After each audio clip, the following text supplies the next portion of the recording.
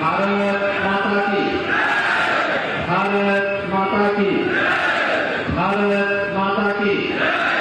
वंदे वंदे वंदे। आजमगढ़ विकास के पथ पर अग्रसर होने वाला एक प्रमुख जनपद है और होना भी चाहिए। जो पोटेंशियल यहां पर थी, जो प्रतिभा यहां पर थी, वह प्रतिभा राजनीति की संकीर्णताओं के कारण देश के राजकीय क्षितिज पर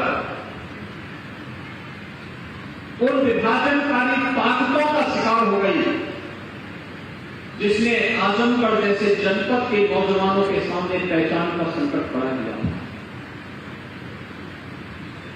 याद करिए, आज से 5 वर्ष पहले जब आजमगढ़ का नौजवान आजमगढ़ के बाहर कहीं जाता था, उसके सामने अपनी पहचान को छुपाने के लिए मजबूर होना पड़ता था। कारण था क्योंकि अगर वह बोलता था कि मैं आजमगढ़ से आया हूं, तो भाइयों बहनों, आजमगढ़ के नाम पर उसे होटल में रूम नहीं मिलता था, धर्मशाला में कोई ठहरने के लिए अनुमति नहीं देता था और कोई अपने मोहल्ले में किराए पर भी नहीं रहने देता था। क्या बीती होगी जो नौजवान इस दौरान आजमगढ़ से बाहर रोजी रोजगार के लिए निकला होगा। लेकिन आपने इस धारणा को बदलने के लिए जो प्रधानमंत्री मोदी जी ने एक भारत श्रेष्ठ भारत के अभियान को आगे बढ़ाने का कार्यक्रम किया, उत्तर प्रदेश के अंदर भारतीय जनता पार्टी की जो सरकार 2017 में बनी, तो सरकार बनने के बाद जो अनेक प्रकार के कार्यक्रम हम लोगों ने प्रदेश के लिए तय किए थे। आजमगढ़ के अंदर भले ही हमारा विधायक न बना हो, भले ही हमारे सांसद न जीते हो, हमने लोकसभा चुनाव में भी आजमगढ़ की भी और लालगंज की भी सीट हम लोग हारे थे, लेकिन हमने आजमगढ़ के विकास को अवरुद्ध नहीं होने दिया। पूर्वांचल एक्सप्रेस वे प्रधानमंत्री मोदी जी ने इसी आजमगढ़ में आकर के जुलाई 2018 में उसका शिलान्यास किया था। आज पूर्वांचल एक्सप्रेस वे ने आजमगढ़ के विकास को एक नई गति दे दी है। अब यहां से लखनऊ जाना हो, भाइयों बहनों, मात्र 2 घंटे में आप लखनऊ पहुंच सकते हैं। आपको दिल्ली जाना हो तो पूर्वांचल एक्सप्रेस वे से लखनऊ, आगरा एक्सप्रेस वे और यमुना एक्सप्रेस वे पकड़ करके मात्र 7 घंटे में आप दिल्ली पहुंच सकते हैं। क्या कोई कल्पना करता था कि ये होगा? आजमगढ़ की जो वर्षों से मांग थी कि आजमगढ़ में एक विश्वविद्यालय स्थापित होना चाहिए, कहने के लिए बहुत सारे लोग आजमगढ़ में आए, लेकिन विश्वविद्यालय भी डबल की सरकार ने आजमगढ़ को दिया। और भाइयों बहनों, आजमगढ़ में महाराज सुहेलदेव के नाम पर विश्वविद्यालय का निर्माण कार्य भी आज युद्ध स्तर पर चलता है। आजमगढ़ साहित्यकारों की धरती रही है और जब हम देश के बौद्ध साहित्य के क्षेत्र में, हिंदी साहित्य के क्षेत्र में गहन प्रेम की बात करते हैं तो यहां के ही बहुत जो सुप्रसिद्ध साहित्यकार थे, राधे राघव की जो रचनाएं हैं वह हम सबको एक नई दिशा देती है और हम लोग उनके नाम पर विश्वविद्यालय में एक नई शोध पीठ को भी बढ़ावा देने का कार्य करने जा रहे हैं। इसलिए मैं आज इसकी सबसे पहले यहां घोषणा करने जा रहा हूं। उनके नाम पर बनेगा। यहां के नौजवानों को इस क्षेत्र में कार्य करने का एक अवसर प्राप्त होगा। बौद्ध साहित्य के बारे में, तिब्बती साहित्य के बारे में उनका जो अध्ययन है उसको जानने का अवसर प्राप्त होगा और आजमगढ़ अपनी एक नई छवि के साथ आगे बढ़ता हुआ दिखाई देगा। अभी आपने देखा होगा मंच पर हम लोगों ने तमाम लाभार्थियों को सम्मानित किया। किसी को प्रधानमंत्री आवास योजना मिला है, किसी को मुख्यमंत्री आवास मिला है, किसी को आयुष्मान भारत का कार्ड मिला है, किसी को राशन कार्ड में नवोदय का राशन कार्ड मिला है, किसी को रोजगार के लिए मत्स्य संपदा योजना के अंतर्गत रोजगार करने के लिए अवसर प्राप्त हुआ है, किसी महिला स्वयंसेवी समूह को रिवॉल्विंग फंड उपलब्ध करवाया जा रहा है और किसी को स्वयं के रोजगार के लिए भी एक अच्छी खासी धनराशि आज यहां पर उपलब्ध करवाई गई।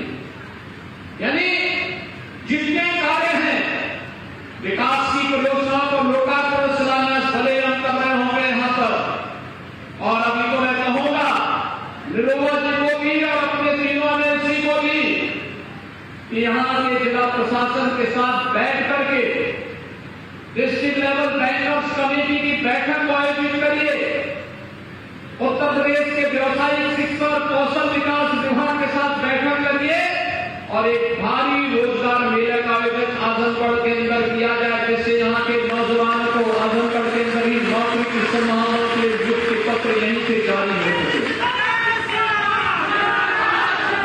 गोरखपुर में था 136 कंपनियां तब गोरखपुर में आई थी और 136 कंपनियां जो गोरखपुर में आई थी उन 136 कंपनियों में इसमें फार्मेसी की भी थी, पैरामेडिकल की भी थी, नर्सिंग की भी थी और अलग अलग उसमें थी। मारुति सुजुकी ने भी वहां पे, रिलायंस जियो ने भी वहां पर अपना कैंप लगाया था और एक दिन में गोरखपुर के अंदर अकेले गोरखपुर महानगर में कल 5000 नौजवानों को नियुक्ति पत्र वहां पर देने का काम हुआ है। हम लोगों ने विगत 5 वर्ष के दौरान 5 लाख नौजवानों को सरकारी नौकरी दी। आज सरकारी नौकरी की जब बात होती है तो भाइयों बहनों कोई किसी के साथ भेदभाव नहीं कर सकता। आज हमारे उत्तर प्रदेश के नौजवानों के साथ कोई भेदभाव नहीं कर सकता। नौजवान को उसकी योग्यता के अनुरूप नौकरी देना इस सरकार का कार्य है, सरकार ने किया।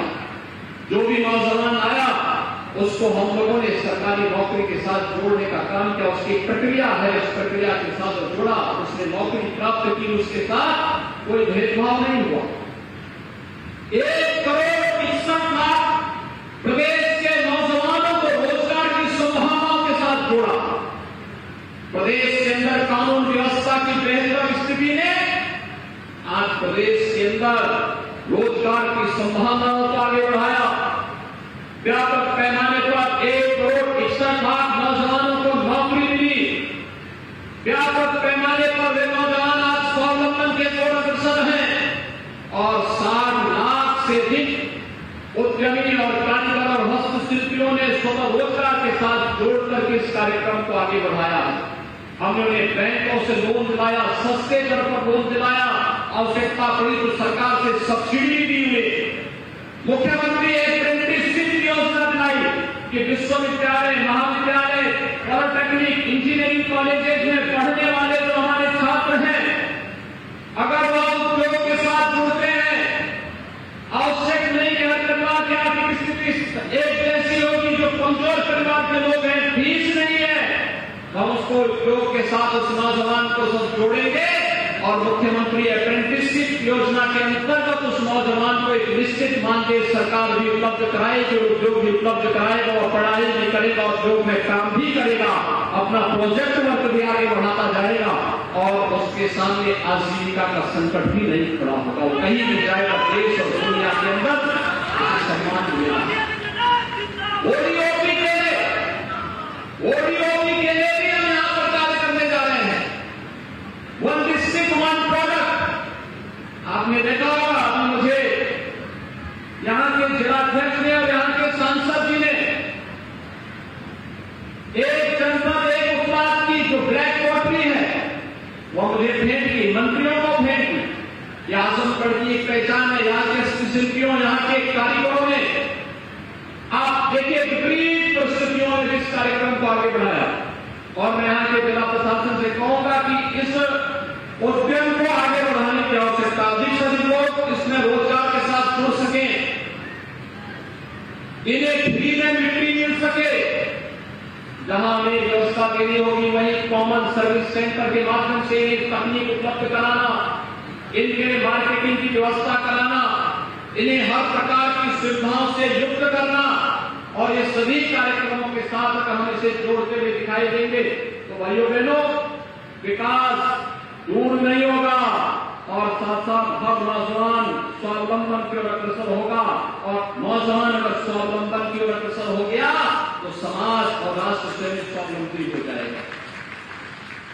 हमारी सबसे बड़ी ताकत है हमारा नौजवान, और इस नौजवान को हर प्रकार से तकनीक से युक्त करने के लिए इस सरकार ने तय किया है कि 2 करोड़ स्नातक और प्रास्नातक नौजवानों को हम टैबलेट और स्मार्टफोन की सुविधा से युक्त करेंगे। अब तक हम लोग लगभग 15 लाख नौजवानों को टैबलेट और स्मार्टफोन उपलब्ध करवा चुके हैं। हमारा प्रयास है इसे इस स्तर पर आगे बढ़ाने का। कोरोना के कारण चिप्स होती है जो हर टैबलेट और स्मार्टफोन पे लगती है, वो नहीं उपलब्ध हो पा रही है। प्रोडक्शन थोड़ा धीमा है, अन्यथा अब तक हम बड़े पैमाने पर नौजवानों को इस सुविधा से युक्त करने की हमारी इच्छा थी, और भाइयों बहनों हमारा संकल्प है इस कार्यक्रम को हम आगे बढ़ाएंगे, और इसीलिए आज यहां पर ओडीओपी के लिए कॉमन सर्विस सेंटर की स्थापना का कार्यक्रम युद्ध स्तर पर आगे बढ़े, इसके लिए मैं एमएसएमई विभाग से भी कहूंगा और जिला प्रशासन भी इस प्रकार का एक प्रस्ताव इसको भेजे, जिससे ब्लैक पोर्टली के माध्यम से ढेर सारे लोगों को यहां पर रोजगार की संभावनाओं के साथ आगे हम बढ़ा सकें। यहां के नौजवानों को हाई स्कूल और इंटरमीडिएट पास करने वाले नौजवानों के उनकी अपने रुचि के अनुसार कार्य करने का उन्हें अवसर प्राप्त होना चाहिए। आजमगढ़ को उस प्रकार के सेंटर के रूप में विकसित होना चाहिए। इसकी जो छवि खराब की गई थी, इस छवि से उभरने की आवश्यकता है, और इसलिए आवश्यक होगा सरकार इस दिशा में प्रयास कर रही है जिसे, और मैं पहुंचाऊंगा जिला प्रशासन इस तरह का एक प्रस्ताव दे कि मेडिकल कॉलेज के ही कैंपस में एक पैरामेडिकल का भी कॉलेज वहां स्थापित हो। पैरामेडिकल के माध्यम से ढेर सारे नौजवानों को प्लेसमेंट की 100% गारंटी देने वाली एक सुविधा, 6 महीने का कोर्स, 1 साल का कोर्स, 2 साल का कोर्स किया, सर्टिफिकेट का कोर्स है, और उस कोर्स के माध्यम से उसे तत्काल नौकरी की संभावना। और जब कोर्स प्रारंभ हो हमें प्रयास करना चाहिए कि वहीं पर हम लोग प्लेसमेंट कंपनियों को भी बुला करके उन्हें रोजगार उपलब्ध करवाने की कार्रवाई साथ साथ भी करें। एक बड़ा कार्य हो सकता है। और भाइयों बहनों अभी तो हम लोग बहुत शीघ्र आने वाले हैं यहाँ पर। आपने भोजपुरी कलाकार को सांसद बना के भेजा है तो स्वाभाविक रूप से कला के क्षेत्र में भी कुछ कार्य होना चाहिए। हम लोग अभी हरिहरपुर जाएंगे कुछ देर बाद, और हरिहरपुर की जो संगीत की परंपरा थी जो विश्वविख्यात थी, हरिहरपुर की इस परंपरा को और मजबूती के साथ आगे बढ़ाने के लिए क्या कुछ हो सकता है, आज हम उन संभावनाओं को भी आगे बढ़ाने जा रहे हैं। भाइयों बहनों, मैं आप सबको इस बात के लिए आश्वस्त करने के लिए आया हूं। देखिए, हमारा कोई सांसद और कोई विधायक रहा हो न रहा हो, कोरोना कालखंड में 3 बार मैं आजमगढ़ आया था, आज फिर आजमगढ़ में आया हूं, और मैं फिर आपसे कहने के लिए आया हूं। मैं जब मुख्यमंत्री नहीं था तब भी मैं आता था, एक सांसद गोरखपुर का था, लेकिन आजमगढ़ में वैसे धड़ल्ले के साथ आता था। और आज फिर मैं आपके पास आया हूं आपसे कहने के लिए कि आज पूर्वांचल एक्सप्रेस वे यहां के विकास की एक बैकबोन बनने जा रही है। गोरखपुर लिंक एक्सप्रेस वे काफी लगभग 18 से 20 किलोमीटर का दायरा वो आजमगढ़ जनपद में तय करती है। पूर्वांचल एक्सप्रेस वे लगभग 83 किलोमीटर आजमगढ़ जनपद में तय करती हुई, यानी ये सभी चीजें इस बात को बताती हैं कि विकास की परियोजनाओं को आगे बढ़ाने से ही हम सबके जीवन में परिवर्तन आएगा। और आज हम लोग जब समीक्षा बैठक करेंगे तो विश्वविद्यालय की प्रगति को भी तेजी के साथ आगे बढ़ाने के लिए क्या कुछ हो सकता है, उसके लिए हम पहले 108 करोड़ रुपए की व्यवस्था कर चुके हैं, जिससे तेजी के साथ विश्वविद्यालय के कार्य में किसी भी प्रकार की बाधा न आने पाए और एक भव्य विश्वविद्यालय आजमगढ़ को उनकी भावनाओं के रूप प्राप्त हो सके। इस विश्वास के साथ आज यहाँ पर विकास की ढेर सारी योजनाएं आपको प्राप्त हो रही है और विकास की ढेर सारी योजनाएं के प्रस्ताव यहाँ के माननीय सांसद जी ने, यहाँ के विधान परिषद सदस्यों ने मुझे उपलब्ध कराए हैं। इन सबको हम तेजी के साथ आगे बढ़ाएंगे इस विश्वास के साथ। भाइयों बहनों, मैं आप सबको आज के इस अवसर पर हृदय से बधाई देता हूँ, आपको चुनाव जिताने के लिए हृदय से धन्यवाद देता हूँ और आप सबसे आह्वान करता हूँ। यह देश आजादी का अमृत महोत्सव मना रहा है। आजादी का अमृत महोत्सव का मतलब हम सब सौभाग्यशाली हैं कि देश की आजादी के अमृत महोत्सव के साथ हम सब यानी 75 वर्ष की इस महोत्सव के साथ हमें जुड़ने का सौभाग्य प्राप्त हो रहा है और 75 वर्ष के सौभाग्य के साथ हम जुड़ रहे हैं। एक प्रधानमंत्री मोदी जी ने देश के लिए कुछ संकल्प लिया है। 13 अगस्त से 15 अगस्त के बीच हर घर तिरंगा का कार्यक्रम होना चाहिए। हर घर में तिरंगा लहराना चाहिए। लहराएगा ना तिरंगा? हर घर में हर घर तिरंगा लहराएंगे। सभी लोग सहमत हैं? दोनों हाथ लगा के बोलेंगे मेरे साथ, दोनों हाथ लगा के भारत माता की। तो 13 से 15 अगस्त के बीच हर घर में तिरंगा लहराना चाहिए। लहराएगा ना?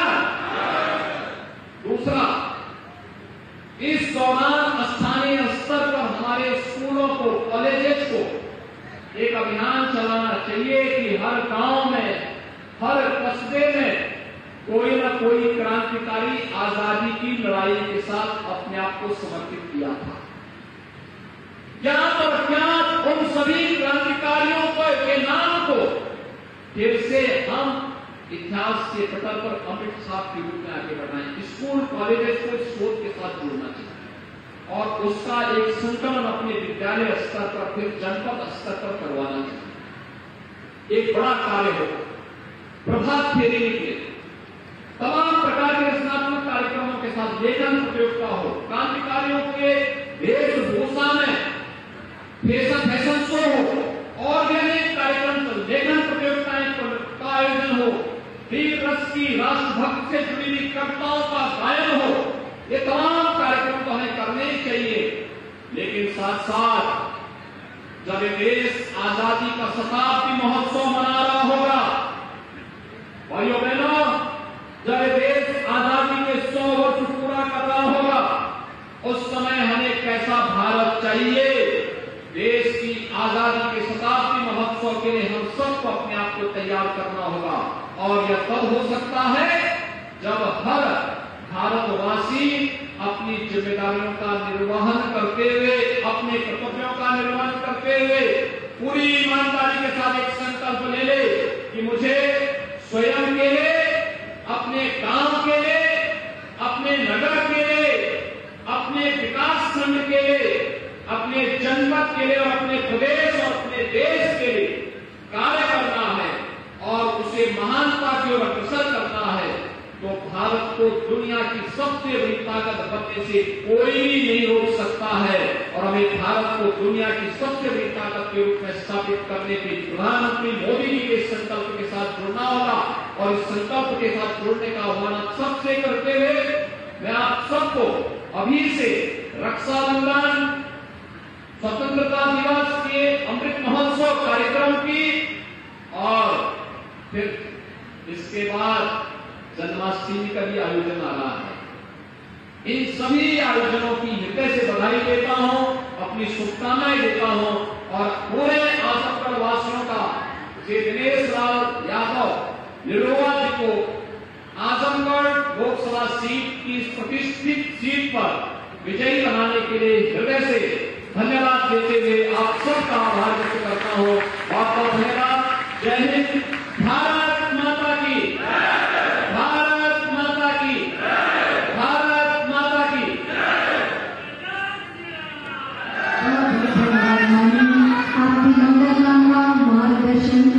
हासिल कर